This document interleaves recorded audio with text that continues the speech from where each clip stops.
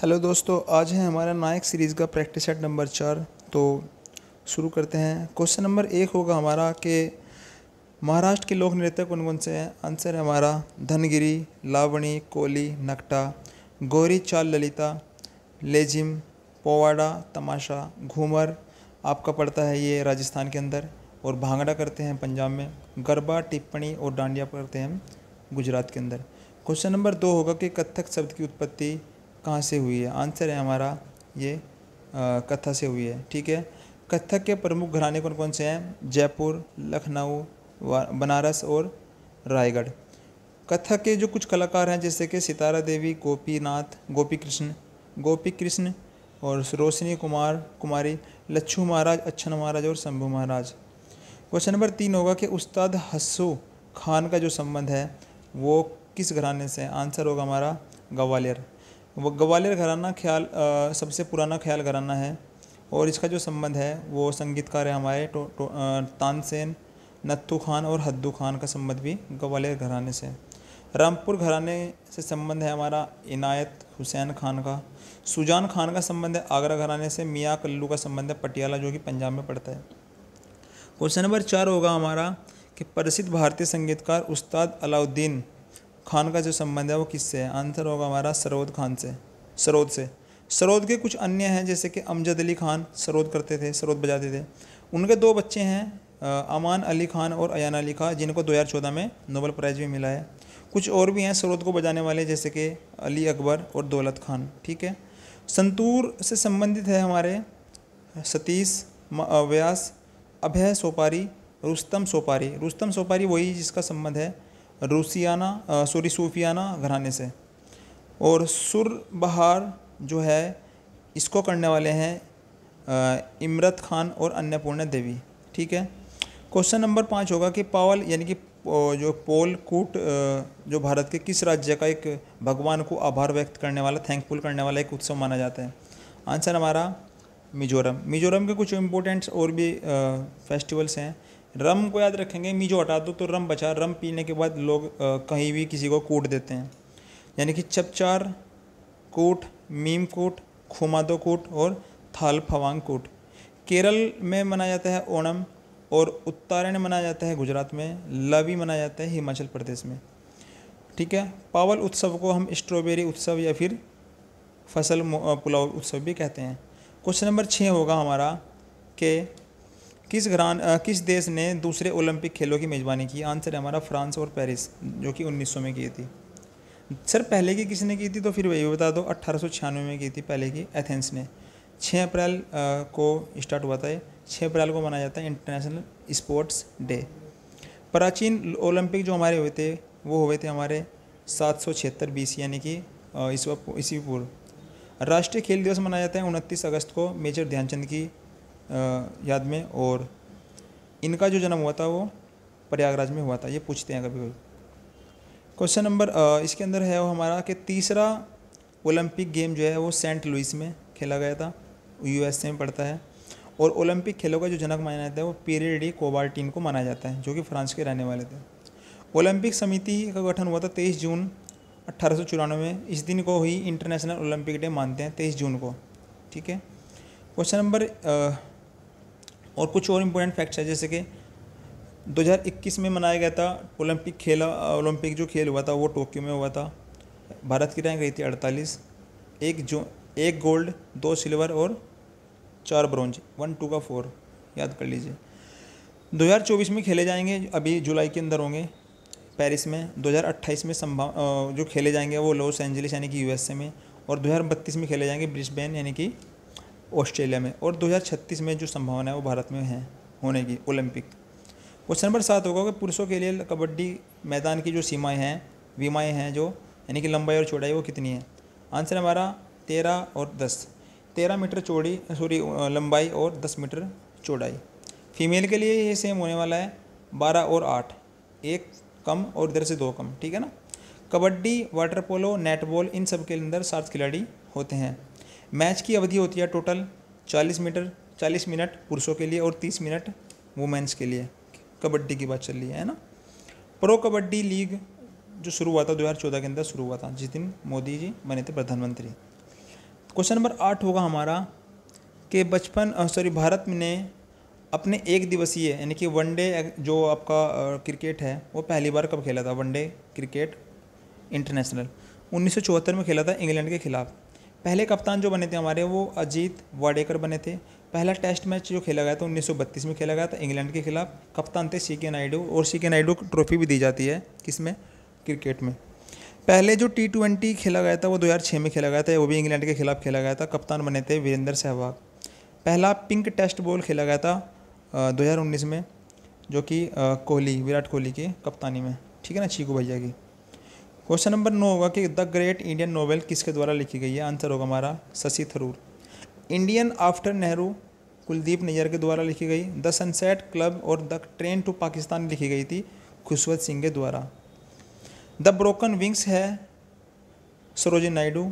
और भारतीय शशि थरूर की कुछ और इम्पोर्टेंट पुस्तकें हैं जैसे कि आपको याद रखनी है, सारी की सारी हैं।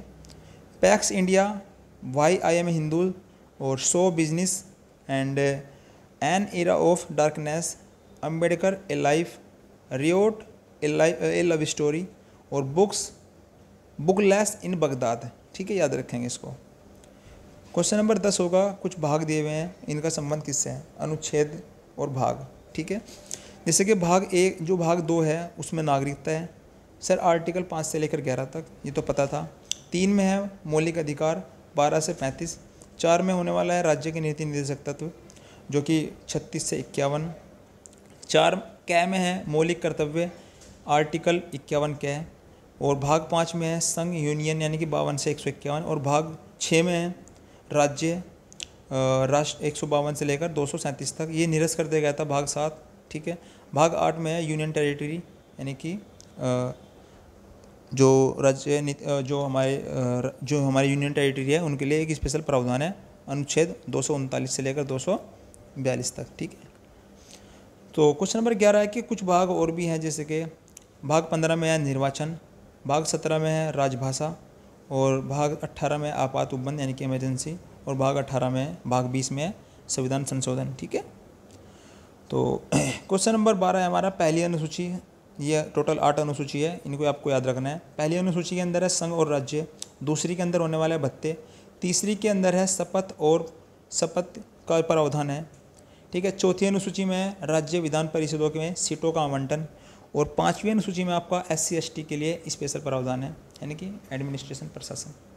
6ठी अनुसूची में है आपका असम, मेघालय, त्रिपुरा और मिजोरम के लिए स्पेशल प्रावधान।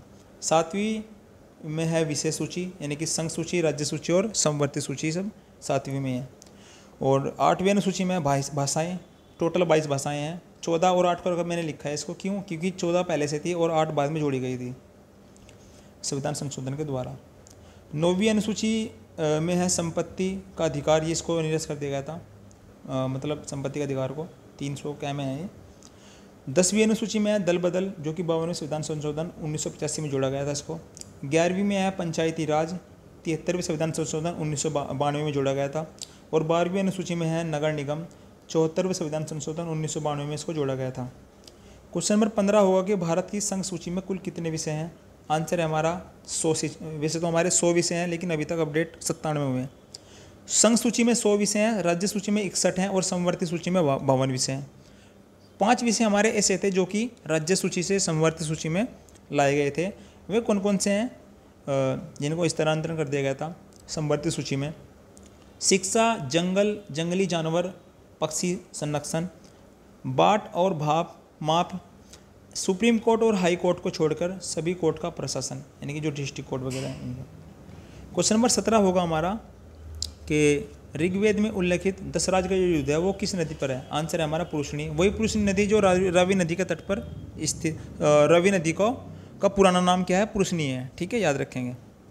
ऋग्वेद के अंदर जो है ना टोटल 10 मंडल हैं, अध्याय हैं 64, मंत्र हैं 10,565 और सूक्त होने वाले हैं वो 1028, अष्टक हैं 8।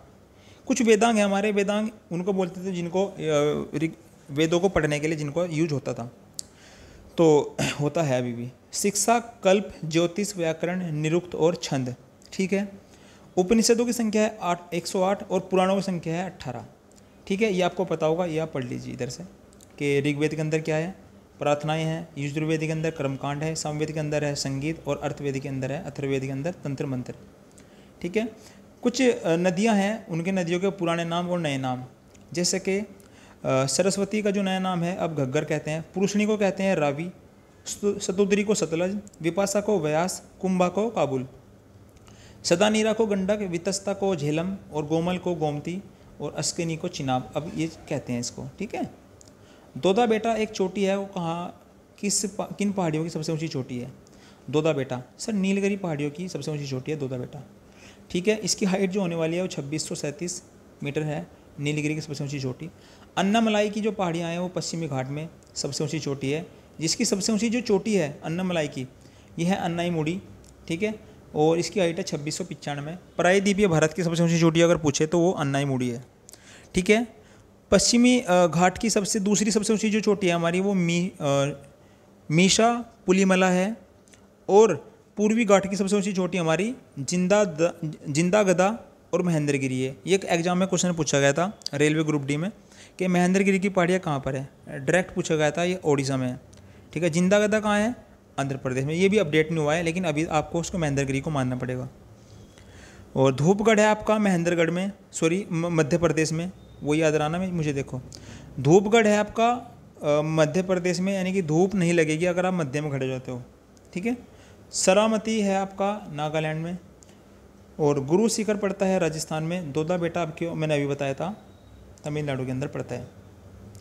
बटेश्वर पहाड़ियाँ आपकी है बिहार में, वेल्लोरी की पहाड़ियाँ आपकी है कर्नाटक में, चीन पहाड़ियाँ मणिपुर में, धोशी जो पहाड़ियाँ हैं वो महेंद्रगढ़ में हैं, और गढ़जात की पहाड़ियाँ गुजरात में, मांडव की पहाड़ियाँ है गुजरात में, और सेवरॉय की पहाड़ियाँ आपकी है तमिलनाडु में। क्वेश्चन नंबर 23 होगा हमारा, किस राज्य में इलायची की पहाड़ियाँ? आंसर है केरल में। इनका दूसरा नाम क्या है? येल्लामला की पहाड़ियाँ या फिर कार्डेमम की पहाड़ियाँ इनको कहते हैं, जो कि पश्चिमी घाट में पड़ती है। ठीक है। गारो पहाड़ियाँ आपकी है ये मेघालय के अंदर है। गारो, खासिया और जयंतिका, ये तीनों पहाड़ियाँ मेघालय के अंदर होने वाली है, जिनमें जो खासी पहाड़ियाँ है इन यहाँ पर सबसे ज़्यादा वर्षा होती है। ठीक है। और मिरी की पहाड़ियाँ है अरुणाचल प्रदेश में, कोल्लीमलाई की पहाड़ियाँ तमिलनाडु में, और डालमा की जो पहाड़ियाँ है वो झारखंड में होने वाली है। ठीक है। एक पटकाई की पहाड़ियाँ है, वो किस देश को भारत से अलग करती है? सर म्यांमार को अलग करती है भारत से। क्वेश्चन नंबर 26 होगा कि वर्तमान में राष्ट्रीय आय की जो जनगणना है वो उसका आधार वर्ष क्या है? आंसर है हमारा 2011 और 12। CSO के द्वारा 2015 में इसको अनाउंस किया गया था। 2011 से पहले जो जनगणना होती, जो आय की जो गणना होती थी वो किस पर होती थी? सर 2004 और 2005 पर होती थी, तो हमें पता था। ठीक है ना। भारतीय राष्ट्रीय आय की जो जनगणना है वो सबसे पहली बार हुई थी 1867 और 68 में दादा भाई नौरोजी के द्वारा प्रयास किया गया था। लेकिन जो वैज्ञानिक जनगणना हुई थी वो 1931-32 में हुई थी RV राव के द्वारा। ठीक है। दादा भाई नौरोजी की एक पुस्तक है poverty and un-British rule in India, इसमें इसको जो है ना ड्रेन थ्योरी भी इसको कहा गया है। ठीक है ना। इनके पुराना नाम है दादा भाई नौरोजी का द ग्रैंड ओल्ड मैन, यानी कि वयोवृद्ध पुरुष। क्वेश्चन नंबर 27 होगा, भारत में राष्ट्रीय आय में किस क्षेत्र का योगदान सर्वाधिक है? आंसर होगा हमारा सेवा क्षेत्र का, यानी कि सर्विस सेक्टर का। प्राथमिक क्षेत्र, द्वितीय क्षेत्र और तृतीय क्षेत्र, ये 3 क्षेत्र होते हैं टोटल। पहले क्षेत्र में क्या आता है? कृषि, वानिकी, पशुपालन, मछली पालन। ठीक है। दूसरे में आता है प्रोडक्शन, कार, फूड और हाउस, क्लोथ्स, जो आपको क्लोथ्स वगैरह खरीदते हो, शॉपिंग करते हो। तृतीय में आता है सर्विस सेक्टर, हॉस्पिटल, इंश्योरेंस और फाइनेंस। ठीक है ना, ये सब। इसलिए इसका सबसे ज़्यादा फर्क पड़ता है राष्ट्रीय आय पर। क्वेश्चन नंबर 28 होगा, जब आर्थिक विकास होता है तो राष्ट्रीय आय में क्या फर्क पड़ता है? ठीक है ना, तृतीय श्रेणी में। सर ये बढ़ जाते हैं, है ना, राष्ट्रीय आय बढ़ जाती है। तो क्वेश्चन नंबर 29 होगा हमारा कि सकल राष्ट्रीय आय की जो कुल जनसंख्या से अगर भाग दे देते हैं तो क्या होता है? सर ये हमारा प्रति व्यक्ति आय निकल जाती है। ठीक है।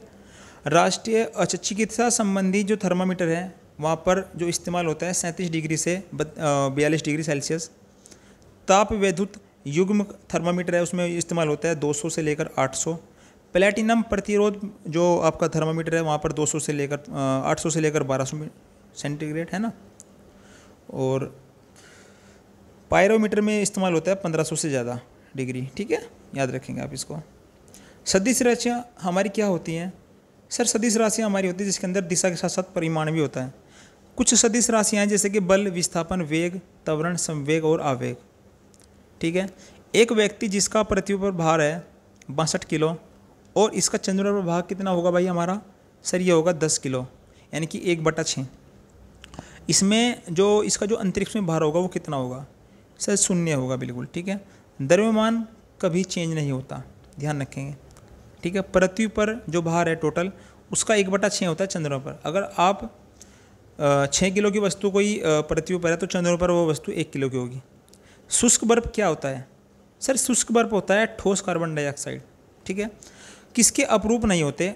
नाइट्रोजन के कोई अपरूप नहीं होते। जैसे कि कार्बन के अपरूप होते हैं हीरा, ग्रेफाइट और पुलरिंस। फास्फोरस के कुछ अपरूप होते हैं रेड, येलो, ब्लैक, ग्रीन वगैरह बहुत सारे होते हैं। जैसे कि आपने माचिस की तिल्ली देखी होगी, सामने जो रेड कलर की होती है वो फास्फोरस के अपरूप है ना। क्वेश्चन नंबर 35 होगा हमारा कि हाल ही में कहाँ 4 दिवसीय तवी महोत्सव शुरू हुआ? आंसर है जम्मू एंड कश्मीर में। भारत ने और ऑपरेशन शक्ति जो सर्वशक्ति है वो कहाँ पर शुरू किया है? जम्मू कश्मीर में शुरू किया है। और पीएम विश्वकर्मा योजना लागू करने वाला भारत का पहला राज्य जम्मू कश्मीर है। किसने एनटीपीसी का निदेशक का प्रभार संभाला है? आंसर होगा हमारा रविंदर कुमार ने। नए लोकपाल कौन है हमारे? सर ये है हमारे अजय मणिराव। ठीक है, अजय माणिक राव। 5 करोड़ आयुष्मान कार्ड बनाने वाला पहला राज्य कौन सा बना है? उत्तर प्रदेश। ठीक है। नया नाम है इसका किसका? आयुष्मान योजना का, पीएम जन आरोग्य योजना। और ये लॉन्च की गई थी 23 सितंबर 2018 को रांची झारखंड में। ठीक है। इसके जो सीईओ हैं आरएस शर्मा हैं, किसके? आयुष्मान के। और पुष्प महोत्सव मनाया जाता है आपका ये दिल्ली के अंदर। ठीक है। तो आपके 40 क्वेश्चन टोटल हुए। मैंने कुछ क्वेश्चन को इसके अंदर ही मिक्स कर दिया था। तो थैंक यू फॉर वॉचिंग। आज थोड़ी तबीयत सही नहीं है और लिंक इसका डिस्क्रिप्शन में होगा टेलीग्राम को, वहाँ से आप क्या करें ज्वाइन कर लीजिए चैनल को और पीडीएफ ले लीजिए। धन्यवाद।